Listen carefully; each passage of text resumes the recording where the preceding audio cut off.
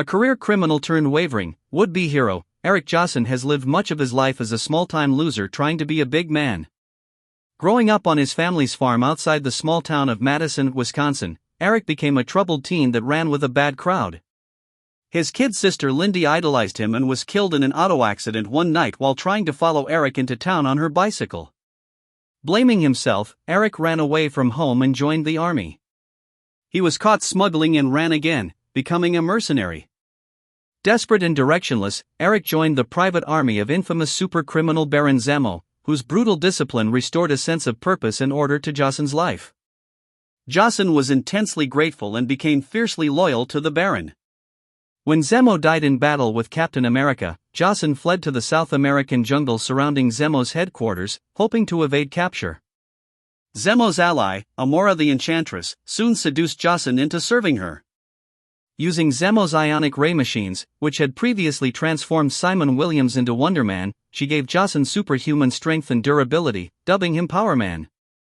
They conspired together to destroy the Avengers, but their plot failed, and the Enchantress abandoned Josten. The embittered Power Man turned to crime, forming a long-running partnership with fellow super mercenary the swordsman, Jacques Duquesne. Battling the Avengers as agents of the Black Widow, Natasha Romanova, then a brainwashed communist pawn, they were defeated by swordsman's old protege Hawkeye. Later serving the Red Skull, the duo was defeated by Captain America. After that, Power Man and Swordsman began working in larger groups. They fought an early incarnation of Alpha Flight as members of Egghead's Emissaries of Evil and battled the Avengers twice more as agents of the Mandarin and as founding members of the Lethal Legion, but they were defeated repeatedly. The increasingly weary and disillusioned swordsmen abandoned their partnership and eventually reformed, dying in action as a member of the Avengers. Josten, meanwhile, sank into obscurity. His powers seemed to be gradually fading, possibly because Zemo's machines had been tailored to the physiology of Simon Williams, who was far more consistently powerful as Wonder Man than Josten was as Power Man. The public had already mostly forgotten Josten when superhuman hero-for-hire Luke Cage began using the costumed alias Power Man. Enraged by this unwitting slight, Josten challenged Cage to a grudge match for the rights to the Power Man name. Cage beat him soundly. Retreating into anonymity as a dock worker, Josten was recruited into crime lord Count Nefaria's new Lethal Legion, all of whom had their powers boosted by Nefaria's scientist Kenneth Sturdy. The boost proved temporary, and Nefaria siphoned away their energies to empower himself, resulting in the enfeebled Legion's swift defeat by the Avengers. Reduced to a tiny fraction of his former power, Josten returned to his old smuggling profession, adopting a less flamboyant, and less imaginative, identity as the smuggler. Joining the Maggia crime syndicate, the smuggler soon headed his own small gang, but he was defeated and captured by Spider-Man. Agreeing to testify against the Maggia, he was kidnapped by Maggia enforcers but escaped with the aid of Spider-Man, who delivered a seriously injured Josten to the police. Desperate to regain his former might, Josten later sought out criminal scientist Carl Malice, who restored Josten's superhuman strength and durability while infusing Josten with PIM particles that gave him the power to grow to gigantic size. Dubbing himself Goliath, Josten set out to become a major super-criminal, promptly abandoning Malice, since he no longer wanted to be anyone's minion. During skirmishes with the new Western Avengers roster, Goliath pushed his new powers beyond their limits and fell comatose.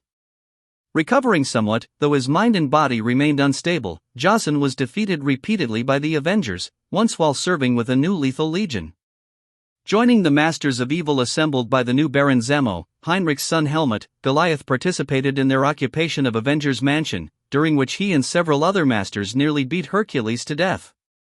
When the Avengers retook the mansion, Goliath escaped, but subsequently lost several battles with Spider-Man imprisoned in the vault. Josten participated in a mass escape attempt foiled by the Avengers and Freedom Force.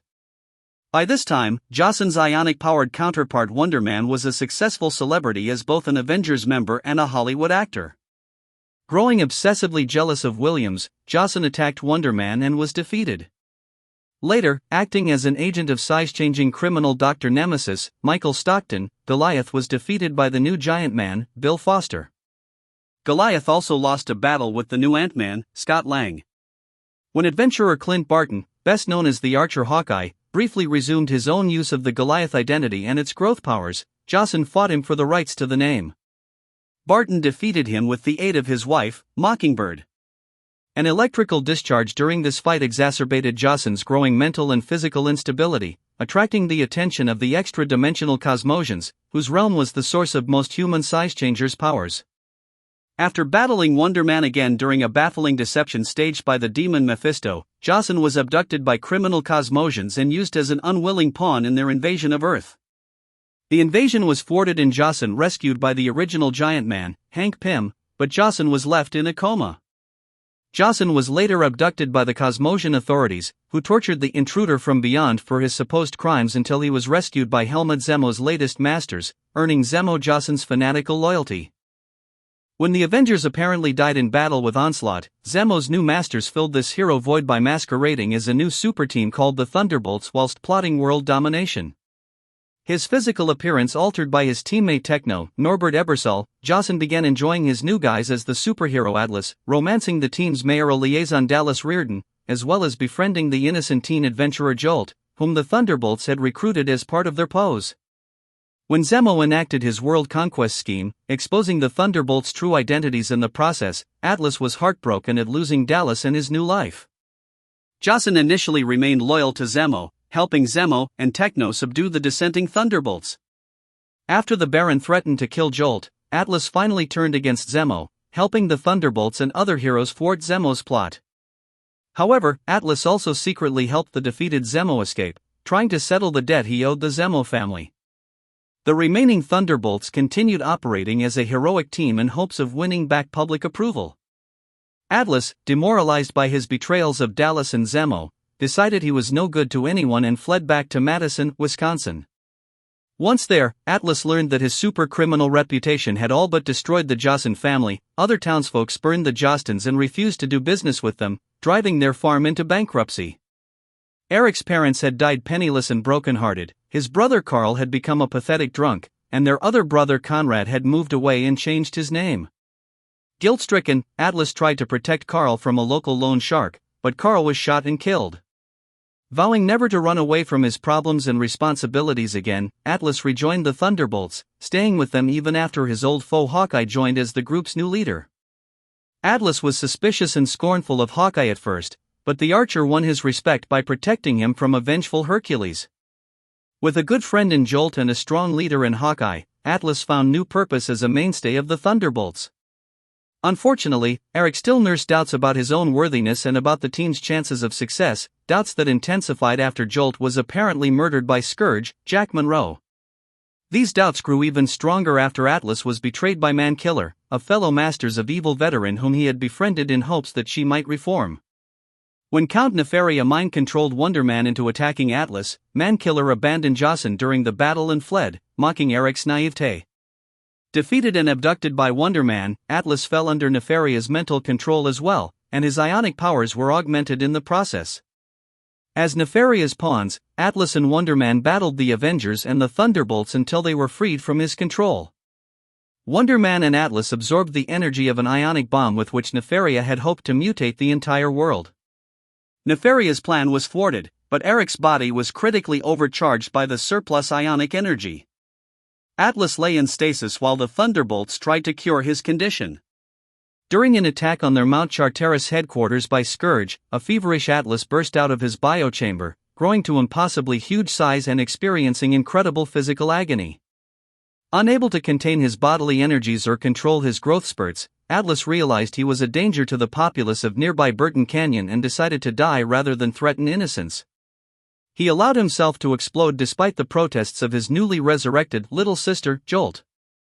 Dallas Reardon, politically disgraced by the revelation of the Thunderbolts' true identities, had lost her job in the mayor's office and become the latest Citizen V, chief field operative of the V Battalion covert organization. As Citizen V, Reardon encountered the Thunderbolts as both an adversary and an ally until she was fired by the V Battalion and crippled during a battle with the Crimson Cowl, Justine Hammer.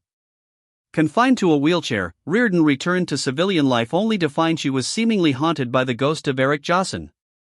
In reality, Josten had survived as disembodied energy and was trying to return to the physical world, drawn to Dallas because of his love for her. Reardon sought aid from the Avengers, who advised her regarding Josten's condition, but they could not fully resurrect Atlas.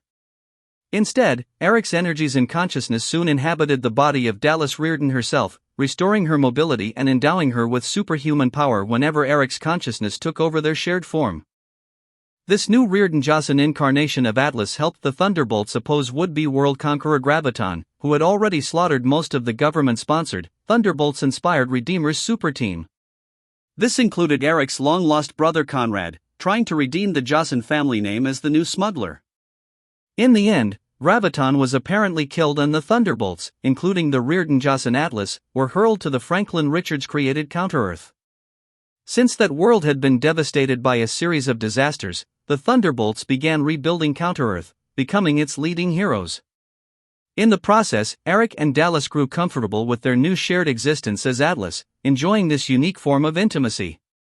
Erik became more confident and optimistic than before, buoyed by Dallas' spirit and her faith in him. Eventually, while saving Counter-Earth from an all-consuming void, the Thunderbolts were hurled back to their native Earth. During these events, Erik and Dallas were split back into two separate beings.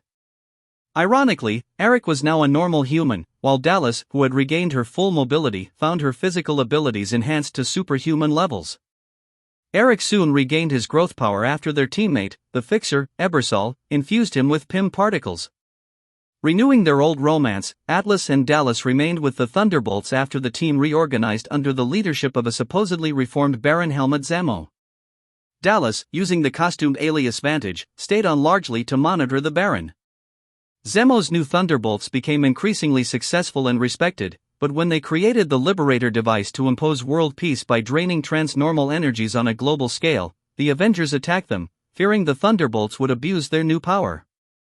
The battle sparked a good deal of infighting among the Thunderbolts themselves, and a crazed Moonstone injured Vantage. Atlas flew into an insane rage, beating Moonstone savagely until Hawkeye, back with the Avengers, restrained him. Once the fight was over, the Thunderbolts disbanded and Atlas asked the Avengers' Hank Pym to purge the size-changing Pym particles from his system, fearing they were feeding his emotional instability. Pym agreed, and Josten was left a seemingly ordinary man again. Dallas became an agent of Homeland Security, and she and Erik broke up. Lonely and seeking purpose, Josten joined Mach 4's new Thunderbolts, serving as the team's one-man support staff. However, when the alien Captain Marvel, Genisvel, aided them against Fathoms 5, an overprotective Erik was irritated by Marvel's obnoxious attitude and his obvious romantic interest in Mach 4's girlfriend, Songbird. Unobserved by his teammates and acting on instinct, a furious Josten assumed gigantic size and beat Marvel senseless, tossing him in the ocean to cover up his crime. His powers restored, Erik rejoined the Thunderbolts as Atlas, but his teammates worried about his growing emotional instability, notably a capacity for violent rage which increased dramatically when he used his powers. Investigating, Songbird discovered that Dallas was wheelchair-bound again, and that Erik had unwittingly and possibly irreversibly drawn the ionic energy out of her and back into himself. Songbird also learned of Erik's attack on Genis, who had since recovered and joined the Thunderbolts as the semi-amnesiac Photon. Later, during an extended conflict with the mind-controlling Purple Man, the Thunderbolts battled the Purple Man's pawn, a mysterious new swordsman who sliced Atlas open, causing Josten to explode. Atlas was reduced to disembodied energy for 10 days, during which the Scarlet Witch created a House of M, a temporary, mutant-dominated alternate reality in which Josten was reborn as a heroic military man. This alternate reality and its version of Josten soon vanished, but Erik's memories of the experience helped give him new confidence once he finally managed to reintegrate his dispersed bodily energies. He regained physical form in time to rescue Songbird from the Purple Man's pawns and help the Thunderbolts defeat the Purple Man himself. Songbird, now team leader, told Erik what she knew about the Genis incident, but she assumed the Purple Man had mind-controlled Erik into doing it, and asked only that Erik apologize to Genis. Erik soon did so, but Genis pointed out that the Purple Man's powers are ineffective against ionic beings, and that Erik must have attacked Genis on his own. Josten admitted this was true, but Genis still forgave him and agreed to keep Erik's secret. This was partly because his own history of madness made him sympathetic to Erik's instability, and partly because he found it useful to have Erik in his debt. In the meantime, Atlas continues to serve with the Thunderbolts, who have begun working more closely with government officials. As a result, Erik has gotten amicably, albeit awkwardly, reacquainted with Dallas. She belatedly informed him of his brother Conrad's fate after learning of it through government records.